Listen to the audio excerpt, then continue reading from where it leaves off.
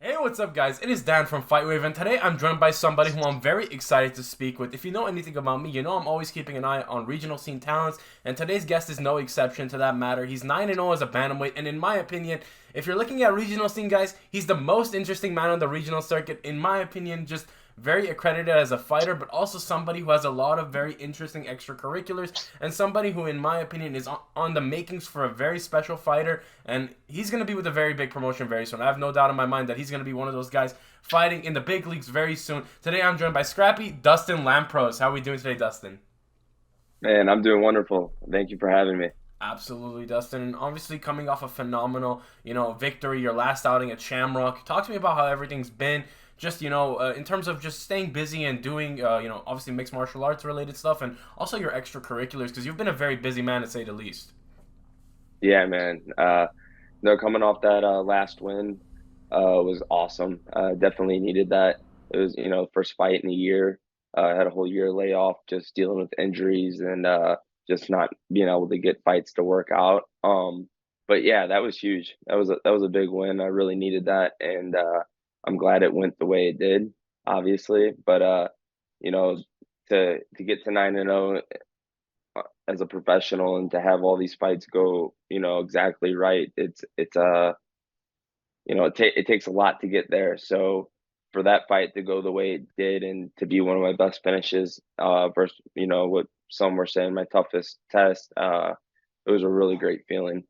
No, yeah, absolutely. And it goes without saying that throughout your career, I think you've been one of the most seasoned bantamweight talents on the regional circuit in America. It goes without saying, 9-0 as a professional now, and obviously very highly accredited because you've spent your entire career with, in my opinion, one of the more underlooked promotions, but in my opinion, one of the better promotions on the regional circuit, Shamrock FC. Talk to me just about being with them throughout the course of your pro career and, just getting that level of respect and, appreciation from them and just being able to get the results you wanted, taking the chances you've had to take and just seeing it all pay off. Yeah, and Shamrock FC has been great to me. They're very, like you said, they are very underestimated. They get kind of pushed away because they're in the Midwest and they're not on UFC Fight Pass. And, they used to have that deal with Bellator. So that kind of like shelved them a little bit from the whole, mainstream regional promotion scene. But they're great. I mean, they have 300, what, going on 350th show, I think next weekend. I mean, that alone says it all. To be able to produce that many shows is just, shows how high quality you are as a promotion in the regional scene. Shamrock FC is great. Jesse Finney, the owner, and Rob Donaker, the matchmaker, they make a great team. They've been awesome. One thing about them is, in fighting, you can't control if opponent gets hurt, they back out, whatever the case is. And the reason I stay with them is because they always make sure I have a guy in the cage when it comes to fight night.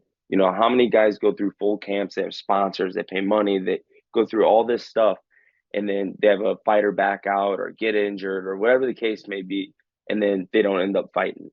And not with Shamrock FC. They'll do whatever it takes. And yeah, it might be a lesser opponent, but what are you going to do when you sell almost 200 tickets and you're the main featured fight? They're going to find you somebody that'll take the fight, and that's what they've done every time. They've produced over and over and over, and I can't thank Shamrock FC enough. They're always there, putting on shows almost like every month and a half, 2 months it seems. Uh, you know, it's a blessing to be able to fight for them and to be their champion. No, yeah, absolutely. You mentioned, just the consistency with which they put out shows, So it's like every time I'm looking on Ticketmaster and I'm just looking at MMA events across the region, I'm always seeing a Shamrock FC event. It comes to show, the level of consistency that these guys come out with. It's something that in the regional scene, at least, it's hard to pull off in America, let alone just in general.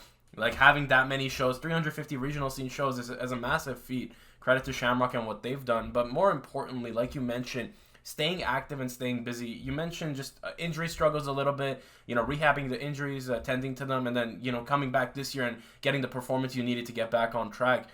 You've taken no shortage of chances throughout your career. You've gone over to Killcliff and SoFlo. You've trained there. You've really put yourself all into this sport, training at Killcliff, and you've been there for several years now.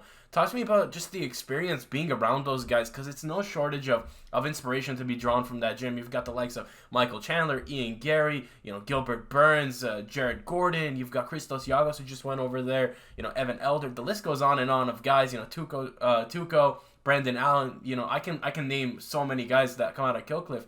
What's the journey been like for you, being surrounded by such an influx of high quality talent, and also just the inspiration you get from these guys, seeing what they've done in their time since being at Killcliff?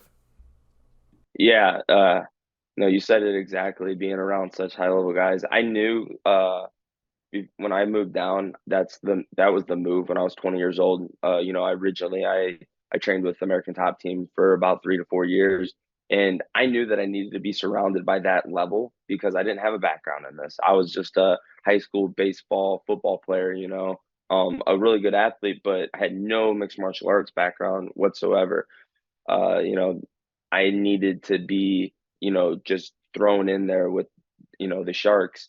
And that's how I had to learn, at 20 years old, go down there and training with them. And then, eventually switching over to Killcliff with Henry Hoof. It's exactly what I needed. And I think it's a testimony to how my fights go and, why I'm in the position I'm in, when you're surrounded by such high level guys and guys that, you grew up watching and now you're their training partners and they're friends and you're absorbing all the knowledge from them. I mean, it goes a long way. Like my last opponent was saying, like, I don't care who he trains with, this and that. And sure, it doesn't actually necessarily, matter once you're in the cage, but at the same time, there is a reason why guys get so good at fighting. It's because of who they're training with. And that's why guys travel all across the world to come down there, and train. So, yeah, I mean, it's an absolute blessing to train the Killcliff FC. All of our coaches are great. We have a big team, not too many coaches. You have Henry, Greg Jones, Nick Lentz, after retiring, has became a big staple for the coaching staff. Robbie Lawler as well is huge help. Coach Strout. A lot of having all those high level coaches and high level fighters at your expense every single day is something that can definitely project you to the next level. And I think you're seeing that with me. No, yeah, absolutely. And we see the payoff of training at Killcliff, like you mentioned. While some opponents may discredit where you train at, I feel like there's a certain prestige that comes with training at Killcliff. You need to be at a certain established point in your career to really be able to qualify, to be able to stay with these guys. And like you mentioned, sink or swim. If you're in that gym, it's do or die. You've got to be able to hold your own against these sharks. These are guys that, they're going in there and they're giving you tough rounds, no matter who it is, no matter where you cut it. Yeah, no, 100%. And like, without having any background in fighting, I needed to know, starting basically at 21 years old, like, really doing it seriously, 21, 22, like committing my life to it. I needed to know if I even had a shot at this, like if it was realistic that I could keep up with these guys. So that's why I made the move, and I believe everything's destined, and everything happens for a reason. So yeah, I knew that, and I knew, hey, let me go down there, let me, give it a shot. Life's short. I don't want to ever have that what if I had an opportunity I didn't take it. So that's exactly what I did. I went down there and threw myself in there, and that's when I realized I was like, all right, I can hang with these guys, and eventually I can be the one that people are trying to hang with. No, yeah, absolutely. And more importantly, I want to go back to the thing you just said just a moment ago, which was taking chances. Taking chances within your career, within your life. It's been no shortage of risks taken, and I feel like a risk that people don't really recognize is going on The Ultimate Fighter. That's an experience I wanted to ask you about because, in my opinion, Tough 29 was very much one of those, we don't know what to expect from it, but what we did get from it was some great fights. I feel like for the fighters themselves, it was probably in the more recent years one of the more stacked houses in terms of talent. You reflect on Tough 29. You've got yourself, you've got Ludwig Shalinian, you've got Brady Heastand, Ricky Tercios, Dan Argueta, and just to name a few bantamweights. And then obviously at middleweight, you've got Andre Petrosky, Brian Battle. The list goes on and on of high quality talent that comes from that house. I wanted to ask you a little bit just about your experience going on the show and changing that environment, going into a completely unorthodox environment like the Ultimate Fighter, and just some positives that you drew from it. Yeah, The Ultimate Fighter was the reason I got into MMA. I watched it on TV, and that's how I even knew what the sport was.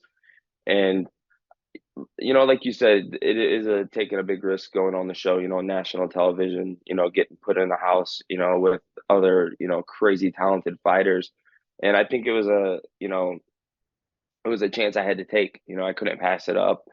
I thought that for sure. I thought I was gonna go out there and win it. I felt confident. And uh, I think that played a lot in the way my fight actually played out. That was my first fight in almost 2 years on the Tough Show because of COVID.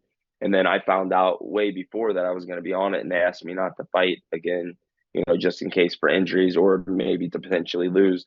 And so I didn't. So yeah, I think it was around 18, 19-month layoff going into that fight. And it didn't affect me. Like I don't have ring rust. Like as you see, I took a year off, came back and won in September like that. I don't get ring rust. I don't get nerves to where I'm like, gun shy. But it kind of worked against me because I was so confident and so cocky, and I was like, that's what I say. Like that's why my fight went the way it did in September was because that kid he thought he could beat me. He was convinced. He really convinced himself he was better and he was going to win. And he came at me, and that was what allowed him to have holes and for me to go out there and expose it. And that's exactly kind of what happened with me and Vincent. I came out there and I brought it to Vincent, and a lot of people said, up until I got caught, I was controlling that, and I felt like that. I felt like he couldn't do anything, and that kind of is what played in the part of me getting caught with my hands down and not really respecting him and backing him up like I did. But the best thing that could ever happen to me was losing that fight like that. Just because the fact my fighting style is such a banging, wanting to be in your face style. And if that's the case, when I get in the UFC, I'm gonna have to have a good defense, and I'm gonna have to have good distance, and I'm gonna have a little bit more respect for these guys at this level. So that's what that showed me, and I couldn't be more happy. In the long run, obviously, at first I was devastated, and I thought, "How did this happen? Why?" But now I know why. It was to set me up and prepare me for the future, and I wasn't ready to go to the UFC then. And a lot of people, family or friends, some people like, "Oh, when are you going to go in the UFC? When's it going to happen?" And a lot of these guys in UFC, a lot of these guys I was on the show with, been doing this since they're 5 years old. They have a martial arts background and something. I didn't have that. So even though me being 28, 29, 30, like me taking more time, I'm fine with it. Michael Chandler always told me, he goes, if you get in the UFC at 29, 30, 31 years old, he goes, that's fine because you're in your prime. He goes, how many guys get in too early and then, they tank, super quick because they got in too early.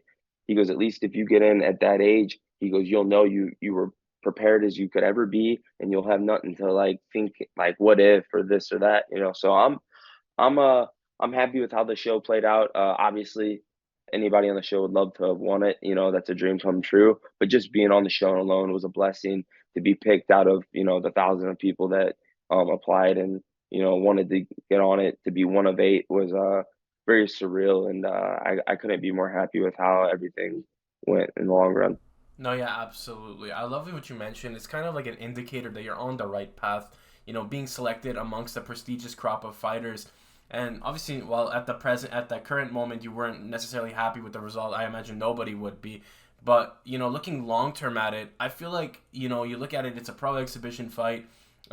It's something that doesn't go on your record, but you gain so much experience and wisdom from being in a house surrounded by fighters from all sorts of different backgrounds. You look at, like you mentioned, some guys doing this since they were 5, some guys going straight to the UFC after the Ultimate Fighter. I know Brady Heastand and Andre Petrosky, Gilbert Urbina were other guys that got signed to the UFC. But like you mentioned, also that convention of guys that take their time, they go to the regional scene, they hone their skills out a little bit more. I know Dan Argueta is another great example. He went over to LFA, he fought. You staying over at Shamrock, really honing in on your craft and really making sure you're the best Dustin Lampros you can be when you get that big call to the big promotion. And, just really putting your trust in God's hands, which I know you, as of late, you've really spoken out about your faith, and I wanted to commend you for that first and foremost, and just, give you your roses there, because I know that's not an easy decision to broadcast on social media in this day and age. I wanted to ask you about that first and foremost, just, in your life, just the decisions you've made and just being able to look back and reflect on them, and obviously that decision to, you know, go all in on your faith. What did that mean to you, and how has that improved you as a person? I mean, it's everything. You know, my whole life I went to church growing up, you know, twice a week, and I think that definitely played a big role in it. But as I got older, I fell away from it, and I always felt this tugging on my heart. You know, there was something more, and I put my everything into fighting, like my love, like for the past 9 years, I never was even dating. I was just so fighting, fighting, fighting, fighting was my idol, and I hit a point. It was after like my seventh pro fight. You know, I was 27, 28 years old, or yeah, about 27, 28 years old, 7-0. You know, I had money in my account. I'm in South Florida. I'm around, beautiful women. I got everything going for me, in a position where any fighter would want to be. And I wasn't happy. I just felt like there had to be something more. I felt like I my time, my energy, my like wasn't going towards exactly, everything it should be. And I just had a, situation in life where it brought me back to God. And I think that's like in my head, this is something that I think, and I don't say too much, but like that's why I believe the show went the way it did. I believe it was a way God humbling me, knocking me on my butt and saying, hey, I'm gonna show you what really matters. And I think that's what it did. Like he showed me like I'll give you everything you want, but without me, it's not gonna, be fulfilling. And I think that's what I came to realize was that I needed Jesus in my life. I needed purpose. I needed something. I feel like we'd be insane to not believe there's a guy or there's a Jesus when the world the way it is. A tree starts off as a seed and grows so big. I don't know, just like I don't think things just happen, out of thin air. There had to be a creator, and yeah, just for the longest time it was pulling on me, and I didn't want fighting to be everything. I'm surrounded by, I'm not going to name guys, but fighters that are in the UFC doing it, and they're not happy. They're not, and I see that, and I'm like, wow, I don't want that. I don't want to get to where I'm dreaming of being, and then realize that it's not as fulfilling as I thought. So yeah, putting my faith and my trust and loving God, like, obviously I want to be a UFC champion. I want to get in the UFC next. That's hopefully my next fight. Obviously I have all these goals, but it's not everything to me anymore. It's not the, and if if God put it on my heart to do something else, I would do it. I wouldn't like, if fighting wasn't what's meant for me and this was the end of the road, I would be okay with it. I want to do what he has planned for me. I don't want what I want. My whole life, I've been, it's all about me. It's all about scrappy. It's all about, and that's the thing, being scrappy, being this MMA. There's so much more to that. So much more to me than being scrappy than an MMA fighter, right? I'm a son of God. I'm a Christian, and I have family, and I feel like there's just a lot more to me that can be offered to this world in a good way than just being a fighter. But I do realize fighting is a tool, and it creates a platform for me to be able to help others, for others to look at me for as an example. I have a little brother that's 10 years younger than me, and I've been away from his life, for a long time and being in Florida training. So, hopefully, I reach a platform to where, I show him like, hey man, like it is possible to do, what you have on your heart, but it is only possible if, through God. And, that's really what I believe now. No, yeah, absolutely. And for me, I always ask that question because, like you mentioned, you hit the nail on the head, and it's a part of the reason why I love speaking to fighters is, there's so much more to fighters. You peel back the layers. It's not just a fighter. It's just not a fighter you're speaking to. It's always the human being. Like first and foremost, today I'm talking to Dustin Lampros, the human being, not the fighter. Of course, fighting is something you Right. do, but more importantly, you got to understand that there's so much more behind fighters. There's so many different guiding forces, whether it's faith, whether it's family, whether it's purpose. I feel like all of that kind of comes together, and I love asking that question because we really see the impact that it's had on your life and the vessel for good that you've used it to catapult, through what you do. I wanted to salute you for that first and foremost, which was the 561 predator catching, which is something that I really feel like you're using your platform for good. You're using it as a vessel to really make a difference in this world. And on top of that, like you mentioned, your faith being a catalyst to really be a good person for the people around you and be content with the life you have. So I wanted to ask you just in terms of, running 561 PC, Talk to me about that. What kind of prompted it, and how has that impacted your life for the better or worse? Yeah, 561 PC just came out of nowhere, really. See, that's one of the things I go back to. This was during that stint where I was, building my faith and praying to God, like you said, being a vessel.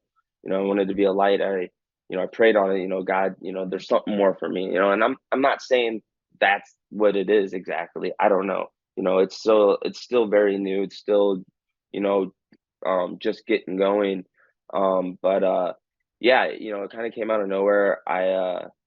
Got I got introduced to a really good guy named Ryan Montgomery, and we became friends. And one day we were just hanging out, and he brought up to me how he's a behind the scene guy for it because he's a cybersecurity specialist, and he was finding the info on all these bad guys and people that were committing those crimes. And he asked me, he's like, man, he goes, or he told me, he's like, yeah, I've always wanted to do it in person, but I've never had anyone do it with me. And I just kind of sat there and thought about it. I'm like, hold on. I'm like, all I do is train. I got time outside. Like, all right, yeah, I'm down. I'll do this. I'm not afraid like to confront these guys. And I'm sure MMA fighters would think that way. We think we're invincible. Uh, but that was my thought process. And as I thought about it, I know there's been people that have been very close to me that have been victims of it, and and I thought, I'm like, if we could do this and make an impact, let's do it. And we did it for about a month and a half before we ever even posted anything, before we made it public. And it was one of the cops that actually suggested, like, hey, you guys should definitely, go public with this and expose these guys. So that's why we did it. And as soon as we started doing that, it just kind of took off and, got a lot of attention. And I think you know, for me personally, yeah, I mean, obviously it's bringing attention to my platform, but more importantly, I think it's bringing attention to the situation because I've had more than I couldn't tell you how many thousands of people reach out to me through messages, emails, sharing their stories, telling me they've never told anybody this and this happened to them. My own family members coming up to me saying, "Hey, like, I can't thank you enough for what you're doing. I don't know if you know this, but there's been," and telling me stuff that I never knew, and I'm like, wow. Uh, so yeah, it definitely exposed me to how bad the situation is out there and how many of these predators are out there. And I couldn't be, more happy to have the support I've had from the MMA community. I mean, ton of MMA networks and art different articles have, reached out wanting to do a feature about it. And I think it's amazing. It's awesome. Even if if my face and my name wasn't a part of it and they were just doing it, that would be good enough for me. But yeah, I think it's been beneficial all the way around. And hopefully, I don't know where the project goes, but we just keep, shining light on it, and hopefully I can keep using my platform to have it grow. No, yeah, absolutely. And it all comes back to, like you mentioned, certain indicators, certain things in your life that kind of push you in that direction, that really set you up for to do these things. I feel like it comes when it comes around, you kind of make these pattern recognition and recognize these things. And what you've done with the 561 PC is it's been remarkable to see what you and Ryan Montgomery have done with that platform and being able to be a vessel for good and leading by example, more importantly, not just in the MMA community, but in the entire world. I think that we need people who, use their platforms for good. We have that in the form of fighters. Fighters are always standing up for what's right, whether it be bullying or anything of that sort, and just standing up for the greater good of the world. I feel like we really get that from fighters as much as people like to dehumanize them and just kind of break them down to their core. We really get to see the humanity aspect that comes from being a fighter because it's a character thing at the end of the day. I think to be a fighter, you have to have a certain type of character within you, and most fighters, for the most part, have that good character. Yeah, I agree. I agree. I think that, like I said, there's just so much more of myself, and I know many other fighters probably feel the same way. I can only imagine that some do.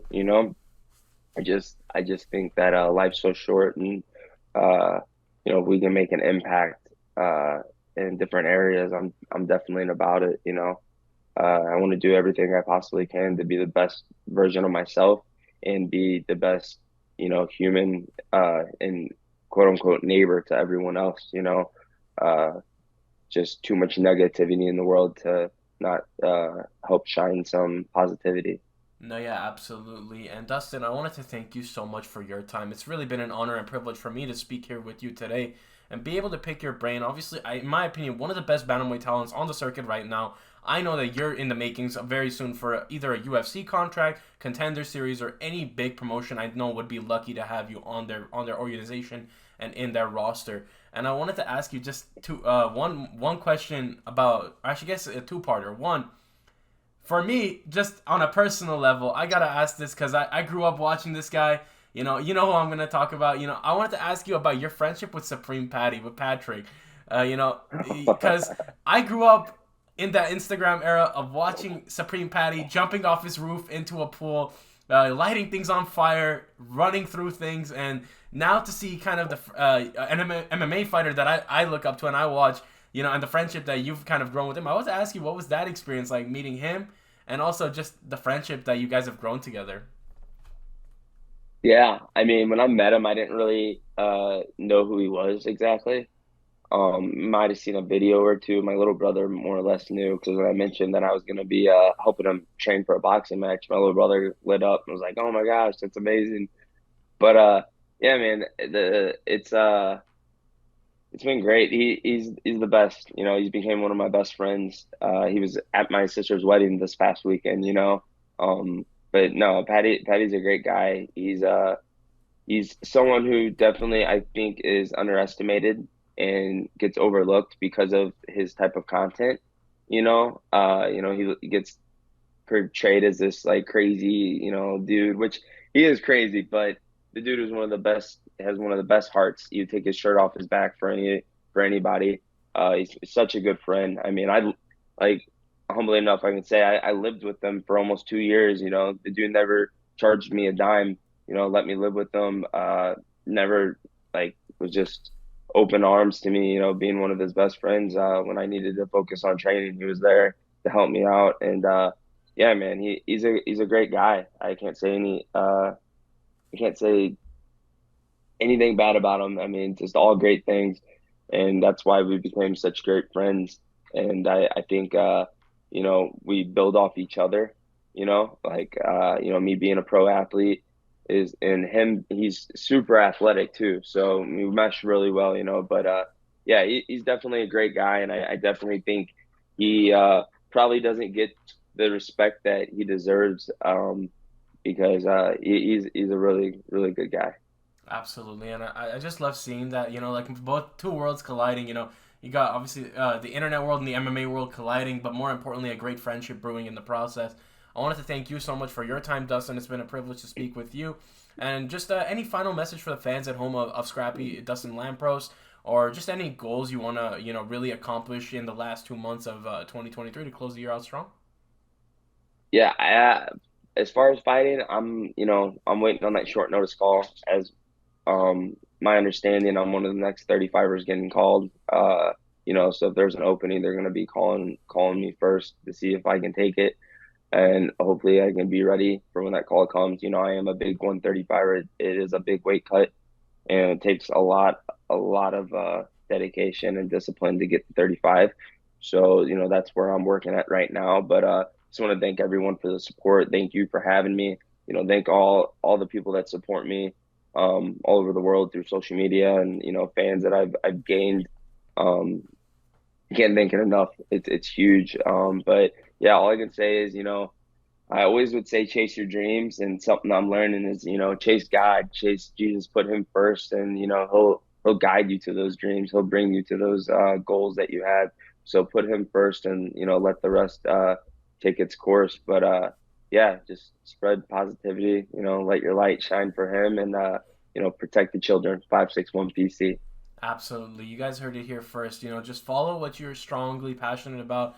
If you're a person of faith, let your faith guide you. If you're somebody lacking purpose, go ahead and find your purpose. And more importantly, stand for what's right and stand for what you believe in. And, what Dustin is doing with 561 PC, it's something that, in my opinion, is going to be going down in MMA as one of the most charitable and I think most, kind-hearted things we've ever seen a fighter do.